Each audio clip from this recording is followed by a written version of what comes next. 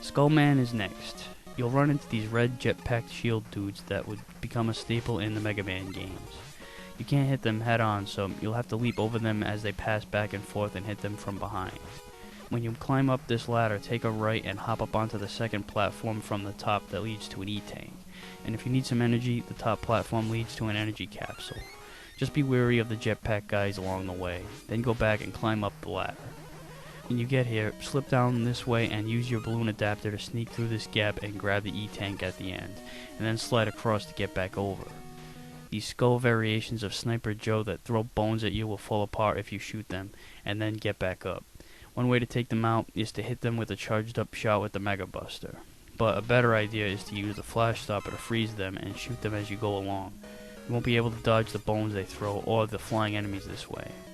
Skullman will stay on the ground for the most part, charging head on and firing off a round of plasma shots, sometimes barricading himself with his skull barrier.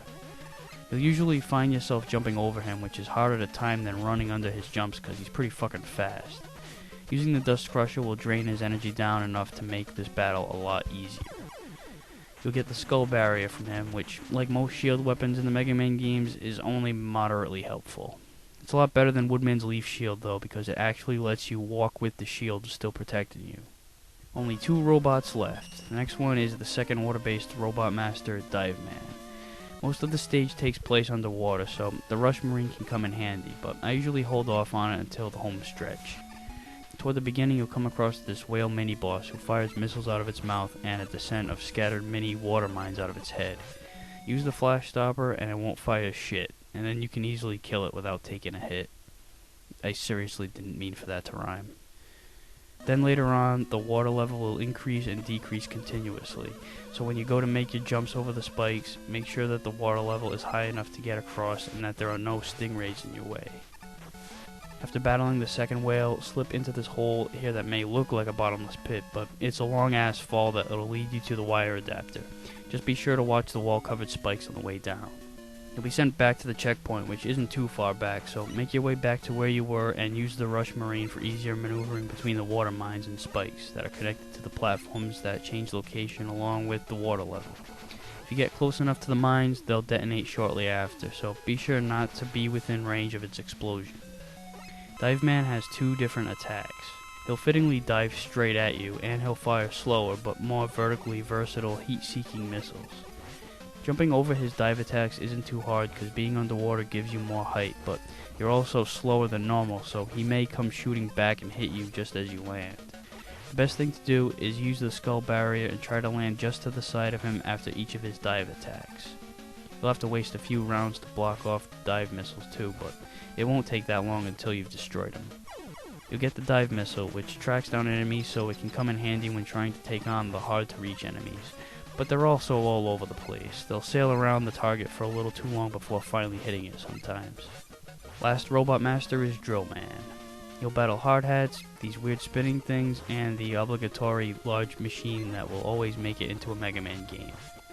When you get to the spike-infested area, kill all the bats and use the balloon to get across this narrow gap and grab the extra life. These chutes will drop boulders that shatter off the ground as soon as you get too close to them. You have 2 options here. Either get close, stop, and then shoot the boulder as it comes down and run before the next one comes down, or if you can't get the timing right or get too distracted by these flying things that pop up during this sequence, use the flash stopper continuously to freeze them all.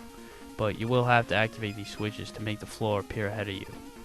Drill Man will drill his way underground and pop back up, usually in the area you're standing right before he decides to shoot back up, so slide around to keep from getting nailed. Then he'll fire his powerful drill bombs while on foot.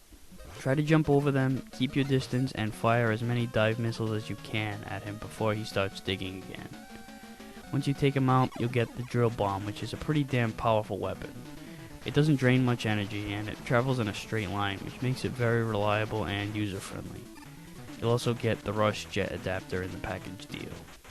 So all the Robot Masters are defeated, and it's now on to Dr. Cossack's Taj Mahal Castle. You'll start out outside in the frigid snow, making your way to the castle entrance, and the first foe that you'll encounter is a fucking Slinky. What the hell? The Dr. Wily stages of old always had a greatest hits package of various enemies throughout the Robot Master levels. There were no goddamn slinkies in this game. Oh well, thankfully you'll move on to bigger fish right after. These skulled Sniper Joes are lined up right along various pits that have these sneaky fucks that pop out. You can use your Mega Buster to wipe out the Sniper Joes and then get on the edge to lure out these guys, but it's much easier to just use the Flash Stopper and blast your way through. Then you'll get to the spot with a line of ladders and a pair of claw traps that slide up and down them. You can either go up each ladder and slip off when the next trap is up high enough to avoid, or you can just take the rush jet straight across, which is much easier, but you'll bypass the weapon capsules that are up each ladder. Right after that is the boss, this spaceship of sorts that slowly glides across the room, fires off balls of energy, and drops a huge spear down that, aside from hurting you, also breaks the ground apart. It goes through 2 layers, so if you fight this thing long enough, you could fall into a bottomless pit. Your target is the red light in the center of its head-ish. Get to the side of it and use the ring boomerang. You'll have to get close since it doesn't have a whole lot of range, but don't stay directly under it for very long at all, especially when it stops, because that's when it drops the spear. The boomerang does pretty good damage, so it shouldn't be too much trouble. The next stage has a long-ass spike pit. You'll need to take the rush jet across. Just make sure you leave 1 weapon capsule in case you die later on and need to restock or you won't make it across. Then you'll have to get across these small platforms with small spikes that rotate between facing vertically or horizontally. They'll blink before switching, so wait for the flash and time it so you'll jump just before the block changes. And they don't all flash in unison either. There's an area here with some power-ups. Let the claw trap get high enough so you can slip off, then use the drill bomb to get through this barrier and get the E-tank. The boss is pretty damn strange. This broken capsule will shift from side to side. The best way to avoid getting dragged into the wall is by sliding underneath.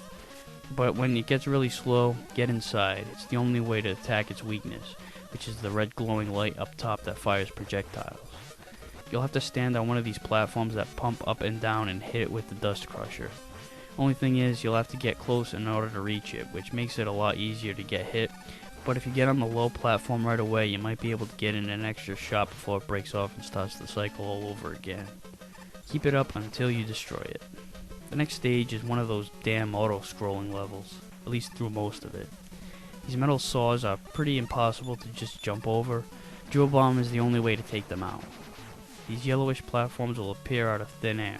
They'll drift down if you stand on them, but if you jump, it'll swing back up. So don't let them get too low or you might not be able to reach the next one. And don't let the screen take you back too far, because you'll need the time to let the last platform against the wall drift down far enough to let you into the nook at the bottom. You don't want to get caught behind it and die. Use the balloon adapter to slide through this tricky little space and get the E-tank just before the boss battle, which takes place on these 2 small platforms above spikes. The battle is essentially split into 2 parts. The first one is where this robot walks along the ceiling and firing bullets at you, and then the second one is where its twin brother will walk around the perimeter of the room while attacking. The most important part of the whole fight is to maintain your footing. You can afford a few hits, but 1 slip and you're dead. So while fighting the ceiling crawler, use the dive missiles. You don't have to worry about aiming, the missile will find its way there. Just keep yourself on the platform. During the second part, stay in the middle and fire off the drill bombs when the robot crosses paths with you. 1 more Cossack level left. You'll get to a fork where you can either go up the ladder on the left or head up through the barricade on the right side. If you take the ladder, you'll battle more enemies, namely these harmonica-faced things that pop up and these red shielded guys, but you'll get an extra life along the way. If you go through the barricade route, you'll get an E-tank and won't have to face off with anything except for slinkies. So pick the route that you feel more comfortable with, or if you feel either an E-tank or an extra life is more important at the moment. Not long after that is the boss battle with Cossack. He's in a small capsule that seems to be suspended from the ceiling. He'll move from side to side mostly, firing a spread shot of bullets, and sometimes he'll drop down to try to catch you with his giant tweezers, which does quite a bit of damage, so stay the hell away from it. Slide past him whenever he's getting close, you never want to be under him. And use the Dust Crusher when you're on the right side. When all of his energy is drained, Proto Man shows up with Cossack's daughter, Kalinka, who explains that Dr. Wily took her hostage and forced Cossack to fight Mega Man. So Cossack apologizes and Dr. Wily shows up by teleporting somehow saying that Proto Man betrayed him. So I guess Proto Man helped him kidnap Kalinka and had a change of heart, so he brought her back just in time before Mega Man kills her father. So Wily flies off in his spaceship and it's on to the Skull Castle to take on Dr. Wily.